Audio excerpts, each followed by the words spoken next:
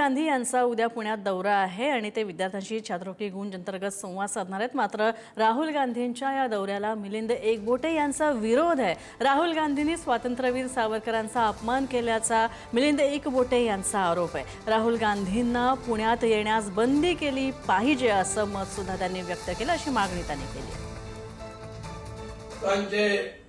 विरोधी पक्षनेते राहुल गांधी हे पुण्यात येणार आहेत अशी बातमी वर्तमानपत्रांत वाचली। राहुल गांधी यांना पुणे शहरामध्ये प्रवेश बंदी केली पाहिजे।